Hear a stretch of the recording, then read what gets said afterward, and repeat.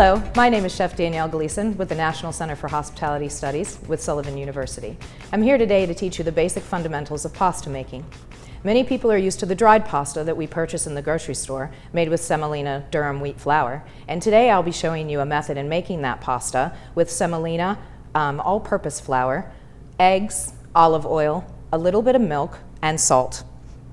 The procedure for making pasta is extremely easy. When we go ahead and start this, we're going to take both our semolina flour and our all-purpose flour and get those together in what we call a well in the center of the table. In that well, we will then take our olive oil, a little bit of salt, our milk, and then our eggs. When you're doing this procedure, being slightly intimidating by adding all of the eggs, just lay them in the center and create a well around it, a little bit higher than the eggs themselves.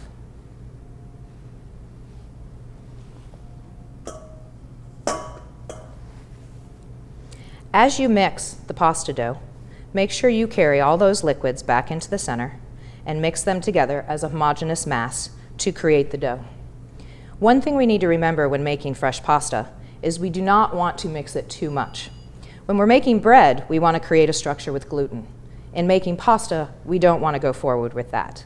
We want our pasta to be very tender, very delicate, and very light.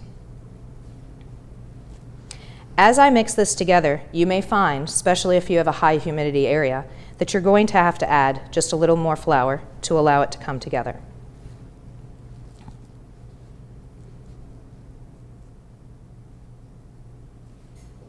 Again, as you can see, this may become a messy process, but again, I think this is the fun part of getting yourself involved in the making of the pasta.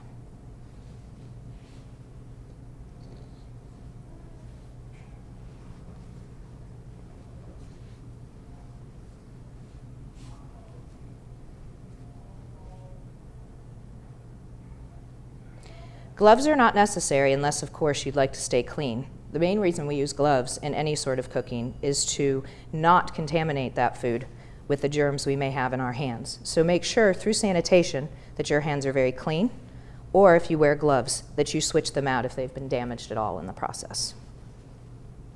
The great thing about pasta is we're going to sheet it, which is the pressing of the pasta into long sheets for the ease of cutting when we go to make the pasta shapes that we would like.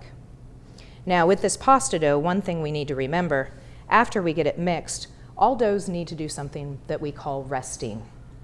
When we rest a dough, the gluten strands within that dough are allowed to relax and go back to where they intended to be in the first places. That is what is going to give us a more tender, delicate pasta as we cut it for the purpose in which we're doing. This dough can also be sheeted out into pasta sheets for lasagna. We can make fettuccine, spaghetti, linguine, angel hair, any pasta shape that you feel you would use within your establishment. Again, at this time, you're going to notice that the dough tends to be slightly dry. What is happening is the flour is taking its time to absorb the liquid, and then it will absorb more as it is in the resting process.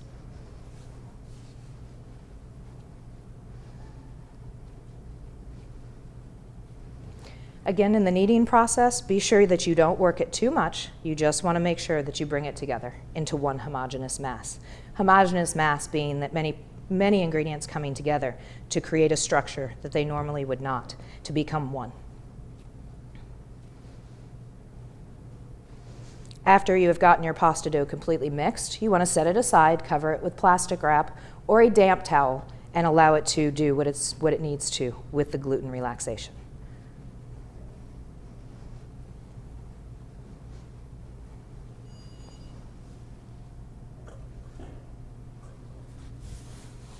After cleaning your area and removing anything else that you may not need,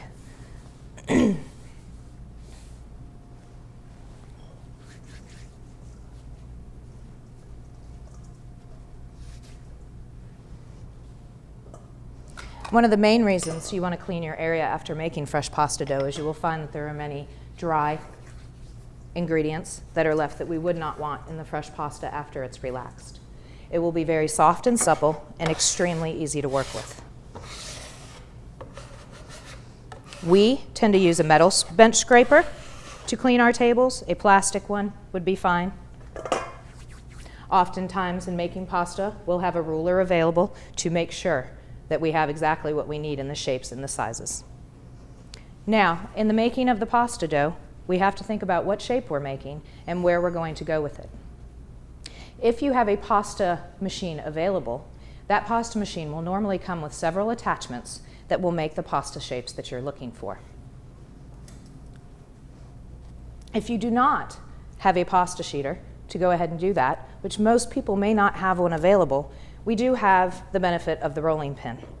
So we can cut our dough into sections, and again, as we section off our dough, we want to make sure that that dough is set aside and it is recovered with your plastic wrap or your damp towel.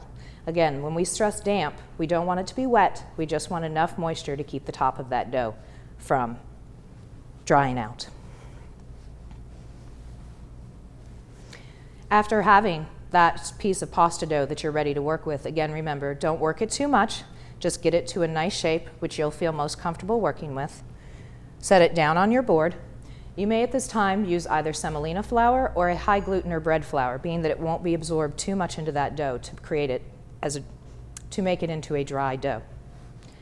Lightly dust your table with your semolina flour. Set your dough on that. Make sure you have just a little bit on top so your rolling pin does not stick. And roll it out to what we would call paper thin. The thinner your pasta is, the more delicate it will become. And that's what we're looking for. We don't want a dry, gummy, thick pasta, which will then in turn not support the sauce that we're putting on it. One of the other things we have to think about when we're deciding on the pasta shapes we're making, what sauce are you putting with it? Each pasta shape has a reason for the sauce that's put with it. When you have something that is wide, say a pappardelle, you're probably going to use a meatier, more chunky sauce. If we're looking at linguine or spaghetti or angel hair, a lighter sauce, typically made of olive oil, tomatoes, things in that nature, will give you a better sauce. The dried pastas that you purchase in the grocery store, again, are pretty open to anything you want to put with them, but look at the fact that what you're making has to come together and support each other in a dish. As I roll this pasta sheet out, the shape that I am forming isn't so much going to dictate the shape that I choose to cut it in, but it will dictate the length and the width once I decide to cut it. In cutting this pasta dough, again, if you don't have a pasta cutter or a sheeter, we can use what we know as a pizza wheel. The pizza wheel has other names, such as a pastry cutter. It all depends on where you sit in the culinary world. As you can see, after this dough is rested, it is very delicate and it is very easy to work with. If your dough tends to pull back on you, you have not rested that dough enough. Again, set it aside, let it rest just a little bit more, and it should be easy to work with within 15 to 30 minutes. You will find many formulas for pasta dough, some containing all-purpose flour, some containing high gluten flours, some containing all semolina. Again, it's your choice and preference of the texture of your pasta. The color of the pasta dough mainly comes from the eggs that are added. There are recipes that do not contain eggs. We even have recipes today that are gluten-free, using other types of flours in the role of pasta making. Now that I have my paper thin sheet, I can then in turn take my pastry wheel and cut it into the shapes that I choose. If you are at a loss for what shapes you would like to do, we are accepting of what we call a broken pasta or a cut pasta in odd shapes. That would also be for a pasta sauce that maybe we've come together with the things that we have in our kitchen. And that is the beauty of pasta. We can do just about anything with it, whether it be savory or sweet, being that the originations of pasta from Italy, after it has been founded from other countries, they actually began it with a sweet sauce made of honey, cinnamon, and walnuts. Today we see pasta as a very savory dish. The other benefit of sheeting your own pasta, especially rolling it by hand, we can turn it into a stuffed pasta. And there are many, many shapes out there.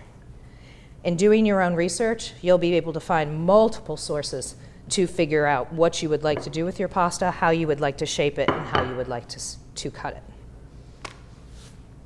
At this point, in taking your pasta wheel, again, if you don't have the sheeter, you can in turn make sure that all of your pasta shapes are consistent. It'll work with the sauce that you're making. And after I've cut these, I always want to take a few minutes to lay them on a pasta dryer or even on a sheet tray, anything that you have available to keep your pasta safe from other things in the kitchen. And you want it to slightly dry, not to the point when you pick it up where it is brittle, but just enough that it is flexible and you can place it in your water. Whenever boiling your pasta, please make sure for at least 1 pound of pasta, you're going to want at least 1 gallon to 2 gallons of water. One of the mistakes we often make is we cook a lot of pasta in way too little water. That itself will give you sticky, gummy mass of pasta when you try to drain it and pull it out for use. Once I get the strips cut that I want, I will in turn take a little more semolina flour, toss it over the top, and lightly lift my strips. So those strips are coated with the semolina flour, and I can in turn slightly bunch them and set them aside in their portions that I need them.